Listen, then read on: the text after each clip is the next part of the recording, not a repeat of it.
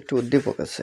বলছে একজন ব্যবসায়ী 240 টাকায় একটি দ্রব্য ক্রয় করে 25% লাভে দ্রব্যটির তালিকা মূল্য তৈরি করেন, কিন্তু তিনি দ্রব্যটি 288 টাকায় বিক্রয় করেন। 90তে বলছে দ্রব্যটির তালিকায় লিখিত মূল্য কত। তাহলে দ্রব্যটা তিনি ক্রয় করেন 240 টাকায়, লাভ করেন 25%। তাহলে 25% লাভ করলে 4 25 100, 4 7 24 জায়গায় 60। তাহলে লাভ করবেন 60 টাকা, ক্রয় মূল্য 240 টাকা। তাহলে 300 টাকা হবে তালিকা মূল্য।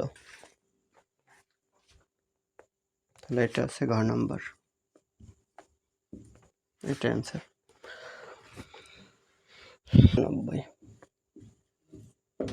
91 বলছে দ্রব্যটি বিক্রয় করা ওই ব্যক্তির শতকরা লাভ কত টাকা হবে। তাহলে দ্রব্যটি ক্রয় করছেন 240, বিক্রয় করছেন 288। তাহলে 288 বিক্রয় আর 240 ক্রয়, তাহলে বিয়োগ করলে 8 4। এই বিয়োগটা মুখে মুখে করতে হবে। যে 288 বিক্রয় মূল্য আর ক্রয় মূল্য হচ্ছে 240, তাহলে 288 থেকে 240 গেলে থাকে 48। এটা হাতে করতে গেলে একটু সময় বেশি লাগবে, এই কারণে কিছু কিছু হিসাব মুখে মুখে করতে হবে। এই কারণে এটা 48টা মুখে বের করতে হবে। তাহলে এই পাই কত টাকা লাভ হয়? 48 টাকা। তাহলে কত টাকা 48 টাকা লাভ হয়? 240 টাকা লাভ হয় 48 টাকা। তাহলে এই 240 টাকা লাভ 48 টাকা 1 টাকায় কম হবে, 100 টাকায় বেশি হবে। 0 0 5 দুগুণে 10, 12 দুগুণে 24, 4 12 48, 4 5 20। তাহলে 20% অ্যান্সার। এটা আছে ক নম্বরে। 90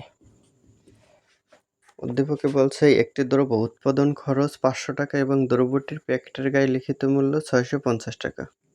তাহলে দ্রব্যটির উৎপাদন খরচের উপর 20% লাভে বিক্রয় করলে কত লাভ হবে? তাহলে উৎপাদন খরচ 500 টাকা, এইটার উপর 20% লাভ করবে, তার মানে নিচে 100। এই 2 শূন্য বাদ দেওয়া যায়, 5 দুগুণে 10, একটা শূন্য, তাহলে 100 টাকা লাভ করবে। ক নম্বর অ্যান্সার। এটা মুখে মুখেও করা যায় যে দ্রব্যটির উৎপাদন খরচের উপর 20% লাভ করবে, তাহলে উৎপাদন খরচ 500 টাকা, এটার উপরে যদি 20% লাভ করে, তার মানে পার্সেন্টেজ মানে 100। 100 500 দুইটা শূন্য বাদ দেওয়া যাবে, তাহলে থাকে 5 আর 20, 5 করে 100, তাহলে 100 টাকা হবে লাভ। ক নম্বর অ্যান্সার।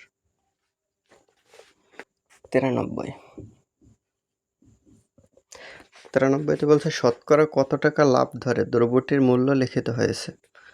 তাহলে 500 টাকা উৎপাদন খরচ আর লিখিত মূল্য 650, তাহলে কত টাকা এই শতকরা কত টাকা লাভ ধরা হয়েছে? তাহলে 650 থেকে 500 গেলে থাকে 150। সব হিসাব খাতা কলমে করা যাবে না, কিছু কিছু মুখে করতে হবে। তাহলে থাকে 150 টাকা, তার মানে 500 টাকায় লাভ করে কত? 150 টাকা। এই 500 টাকায় লাভ করে 150 টাকা, 1 টাকায় লাভ করবে কম, 100 টাকায় বেশি। 2 শূন্য বাদ, 3 5 15, তাহলে 30%। এই 30% অ্যান্সার। তাহলে এটা আছে ঘ নম্বর।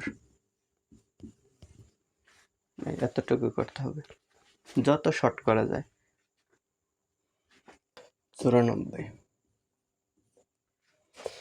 94তে বলছে একটি বিদ্যালয়ে 10ম শ্রেণীতে 450 জন শিক্ষার্থীর মধ্যে 18% ছাত্রী, আরও 5 জন ছাত্রী এসে ভর্তি হলো। বিদ্যালয়টিতে পূর্বে ছাত্রীর সংখ্যা কত ছিল? তাহলে পূর্বে ছাত্রী মোট শিক্ষার্থী হচ্ছে 450, এর ভিতরে 18% ছাত্রী, তাহলে 18% মানে 100 নিচে 18, এই শূন্য বাদ, তাহলে 9 দুগুণে 18, 5 দুগুণে 10, 5 নং 45, 9 নং 81, তাহলে ছাত্রী ছিল 81 জন। এটা আছে ঘ নম্বরে।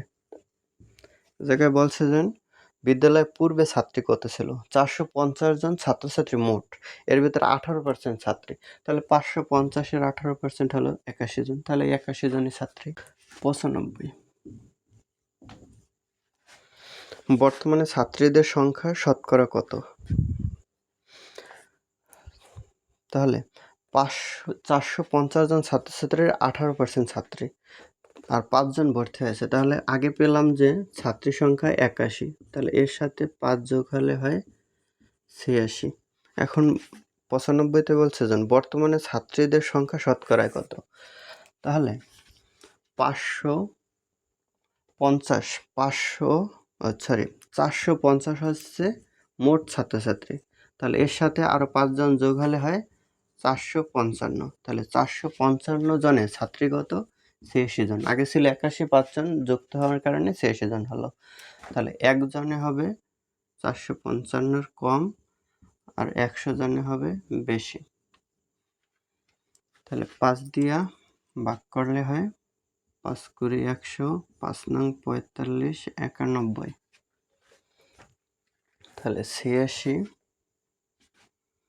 2 গুণে 0, 6 দুগুণে 12, 8 দুগুণে 16 আর 1 17 ভাগ 91।